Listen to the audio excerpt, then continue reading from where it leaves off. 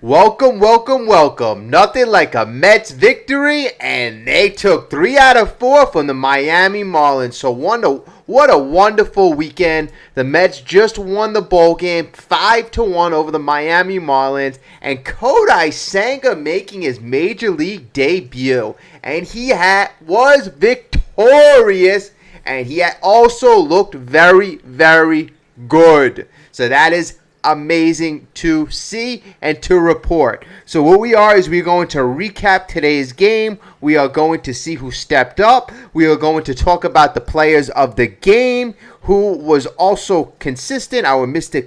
Consistent of the award, and we have a couple notes, game notes at the end of the video. So please like the video, especially if you're a Met fan, especially if you're excited that baseball is back. Please like, please subscribe. We have a great season coming. We have a lot of fun, and the Mets, they are off and rolling. Already 3-1. So what a great start to the season. Okay, so let's get this party started. And I think it was so significant for the Mets today to get off to a 2-0 lead. That was thanks to Jeff McNeil having a hit and scoring a couple of early runs. That was very important. Kodai Senga took the mound. He threw a lot of pitches. There were early nerves, and there were a bunch of early nerves. The double that was hit and scored a run to make it 2-1, I felt was another thing that shook Kodai Senga just a bit. The bases were loaded, no outs, but Kodai Senga was able to show what type of pitcher he was, and he was able to get out. So he struck 2 guys out. It was still 2 outs left in the inning, and bases were loaded.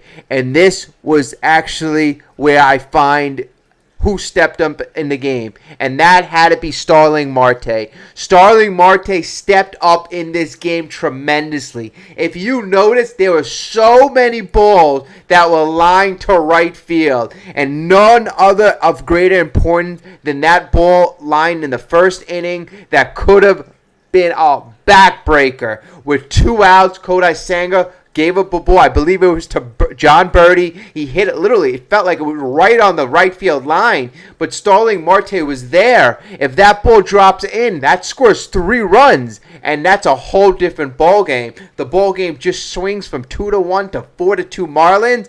And we don't know what happens. Kodai Senga might even leave right after that. So that settled Kodai Senga in, and that was such a great play, and that is why we have to give the guy who stepped up, even though Marte went 0 for 5, he stepped up in the outfield, and as we know, defense is just as important as offense. Okay, so we are going to cover our players of the game, and these 2 players are obvious.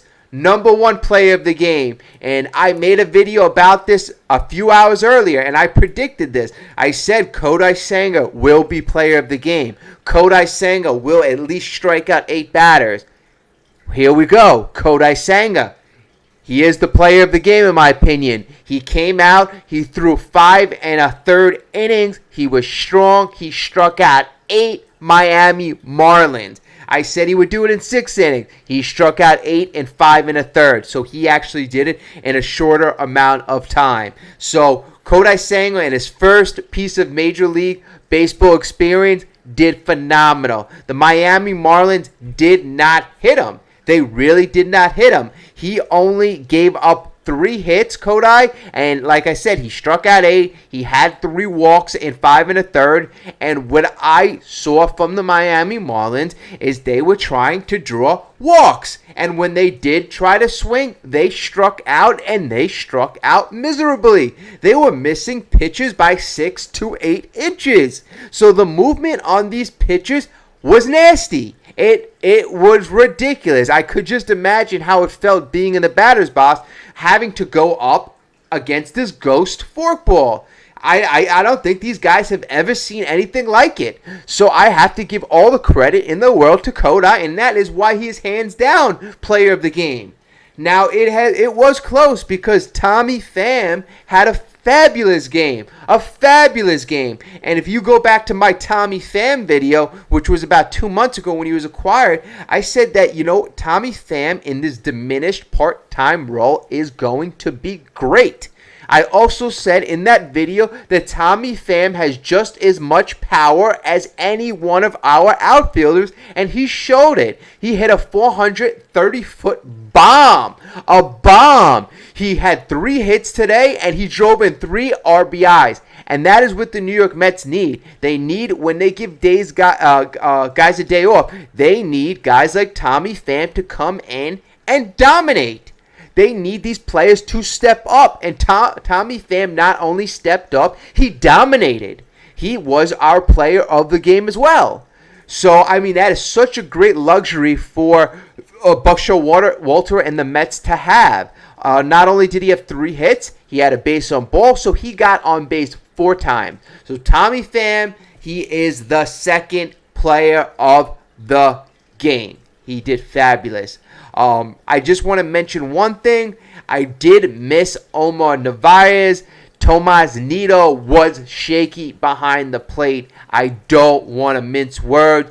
There were a couple of plays where it bounced away from him. A couple of plays he did block a bit better, but I did not like what I saw from Tomas Nido. Please, block the ball a little better. You are a major leaguer. You know this guy has a nasty forkball. Block the ball, all right? Especially if you know Omar Narvaez is batting .450, all right? If you want to see any time, you have to be better defensively. Okay. Tim Locastro, and there's 2 players, well, actually 2 facets of the team that I want to give the Mr. Consistent award to. Tim Locastro, we don't expect much from him. He's another one of our backup players. He scored 2 runs. He is a guy who utilizes his legs. Also, he is a guy who gets on base by getting hit by pitches. He got hit twice. He scored 2 runs. He used his legs. He, in my opinion, was consistent based on what he was. The Mets chose him to utilize his legs. They chose him because he gets on base, and apparently he gets on base by getting hit by pitches. He did that today. He used his legs. He scored some runs. He won our Mr. Consistent award today. Another facet of the team who was consistent was our bullpen. Our bullpen did very well. They pitched 3 1/3 innings. They allowed 0 runs. They struck out 4. Nothing crazy for Miami Marlins, but they got the job done. Dennis Santana, John Curtis, Steven Nagosic going 2 innings, allowing only 1 hit and 1 strikeout. That was fabulous. And the Mets, they didn't have to burn any of their top guys, so that was also another plus. So this game, all in all, I would have to say was a major, major success. They won the series. They did a fabulous job this game, and there's not much more that I could say positively with their performance. Francisco Lindor, again, is playing great defense. It sounds like I looked after the game. I wanted to see what Kodai's reaction was, and he openly admitted, I was nervous. This was my first Major League outing, and I wanted to do well. But he did say that the words of Francisco Lindor did calm him down. So I like what I see from Francisco. He is emerging as a great team leader in front of all our eyes. Today, Francisco walked 1 time and he scored a run. But more than that, he is Mr. Consistent defensively, and he is providing invaluable leadership on the field and invaluable leadership in these tough situations. When guys are in a jam, Francisco, he just knows what to say. And guys, that is a talent that many guys don't have that ability on the field. They just don't. And Francisco does have the ability to lead. So we need to appreciate him for that. Again, I want to mention Eduardo Escobar. Step up your game. Brett Beatty is coming for you. Brett Beatty is mashing in the minor league. He is mashing the ball. As I mentioned earlier, he had a game where he had 2 home runs and 5 RBIs, had a grand slam. One of his home runs was to the opposite field where he golfed it out. I believe it was almost 440 feet. The guy is playing phenomenal. He also made a diving stop like I mentioned earlier. So, Eduardo Escobar, please, you're going to have to step it up. You are going to have to step it up. All right, so those are my players of the game. These are my recommendations. I believe the Mets are off to as good a start as they could. I know they lost that one game, but even in that one game, there were good signs. Peterson did really well. He pitched great. So that just goes to show you that our depth, our pitching depth is there. Verlander, we're fine without Verlander. Verlander could relax. He could heal. We have Tyler McGill, and Tyler McGill is still gaining invaluable leadership.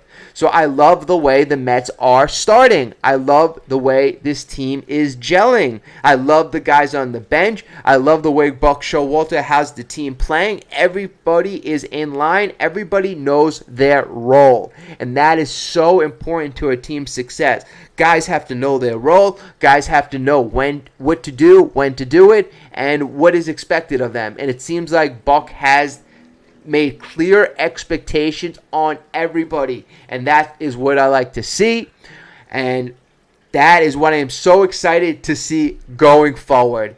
So please, if you got to the end of the video, I cannot thank you enough. We are a growing channel. It's been about 4 months since we started the channel. We are a die-hard Mets channel. If you are Mets fans, hit the like button, subscribe.